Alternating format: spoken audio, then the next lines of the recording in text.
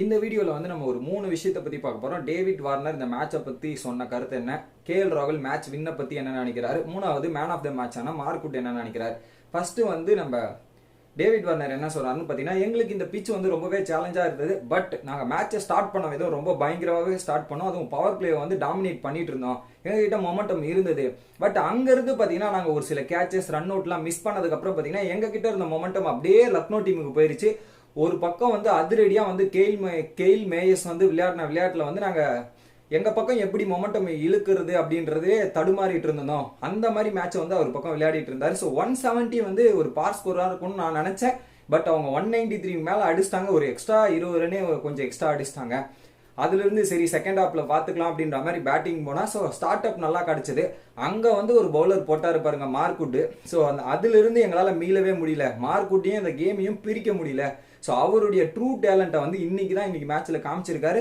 So இதுக்கப்புறம் நாங்கள் எங்களோட ஹோம் கிரவுண்டான டெல்லியில் போயிட்டு நாங்கள் யார் நாங்கள் என்னன்றதை ப்ரூவ் பண்ணுவோம் அப்படின்றத ஓப்பன் ஸ்டேட்மெண்ட்டாக சொல்லியிருக்காரு. அடுத்து கேஎல் ராகுல் என்ன சொல்கிறாருன்றதை பார்க்கலாம். கேஎல் ராகுல் வந்து என்ன சொன்னார்னா, ஸோ இந்த மேட்சை பொறுத்தவரையும் எங்களுக்கு ஒரு ரொம்ப க்ளூலெஸ்ஸாக தான் இருந்தது. இந்த பிச்சு எப்படி பிஹேவ் பண்ணுது இதெல்லாம் பண்ணுதுன்றது எங்களுக்கு சுத்தமாக தெரியல. பட் இந்த வின்னு வந்து எங்களுக்கு ஒரு மோட்டிவேஷன் கொடுக்கும். அதில் பார்த்தீங்கன்னா கிட்டத்தட்ட அவங்க ஸ்டார்ட் பண்ண இதெல்லாமே நல்லா இருந்தது. பட் அதுக்கப்புறம் பார்த்தீங்கன்னா கெயில் மேயஸ் ஆடின ஆட்டம் வேற மாதிரி ஆடினாரு. அதுவும் ஸ்பின்னர்ஸ் எல்லாம் டேக் டவுன் பண்ணி அவங்கள கம்ப்ளீட்டாக ப்ரெஷர்லேயே வச்சுட்டு இருந்தாரு. ஸோ எங்களுக்கு வந்து ஒரு 20 and 30 ரன்ஸ் வந்து நாங்கள் அதிகமாகவே அடிச்சிட்டோம். அது ஒரு கொஞ்சம் கான்ஃபிடன்ஸ் கொடுத்தது. அதுக்கப்புறம் இன்னைக்கு வந்து கரெக்டாக அதை மார்க் விட்ட டே அவர் என்னென்னலாம் பண்ணாரோ அது எல்லாமே ஹிட் ஆச்சு. அதை கரெக்டாக லைன் அண்ட் லென்த்தை போட்டு பேட்ஸ்மேனை கொஞ்சம் ப்ரெஷர்லேயே வச்சுட்டு இருந்தாரு. இன்னைக்கு எங்கள் பவுலர்ஸ் வந்து கம்ப்ளீட் டீமாக ஒர்க் பண்ணியிருக்காங்க. ஸோ பேட்ஸ்மேனை ப்ரெஷராக வைக்க காரணமே அந்த பவுலர்ஸ் தான், முக்கியமாக மார்க்குட் தான். ஸோ இந்த வின்னை வந்து நாங்கள் ரொம்ப கொண்டாடலாம் மாட்டோம். இது ஒரு கேம் தான், ஃபர்ஸ்ட் கேமே நாங்கள் வின் பண்ணியிருக்கோம். இது எங்களுக்கு லைட்டாக மோட்டிவேஷன் தரும். ஸோ இதை வந்து மைண்டுக்கு எடுத்துகிட்டு பெருசாலாம் போக மாட்டோம். ஸோ அடுத்த கேமில் போய் நாங்கள் ஃபோக்கஸ் பண்ணலாம் நாங்கள் நினைக்கிறோம் அப்படின்ற மாதிரி ஒரு ஸ்டேட்மெண்ட் அவர் சொல்லியிருக்காரு.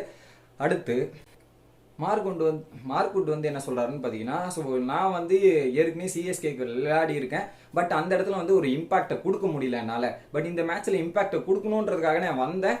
பட் அந்த அளவுக்கு வந்து கொடுக்க முடியுமா டவுட்டில் தான் வந்தேன். பட் அந்த அளவுக்கு இம்பாக்ட் கொடுத்தேன். ஸோ இந்த இடத்துல வந்து நாங்கள் நிறைய ப்ராக்டிஸ்லாம் பண்ணியிருக்கோம். பட் அந்த டியூவில் வந்து என்னால் கரெக்டாக அந்த லேண்டிங் ஏரியா வந்து கொஞ்சம் ப்ராப்ளம் ஆச்சு, ஸ்லிப் ஆச்சு, கொஞ்சம் இதுவாச்சு. அதனால என்னோட லைன் அண்ட் லென்த் மிஸ் ஆச்சு. பட் அதனாலையும் மீறி நான் கன்சிஸ்டண்டாக அந்த லைன் அண்ட் லென்த் எல்லாம் போட்டுட்டு இருந்தேன்.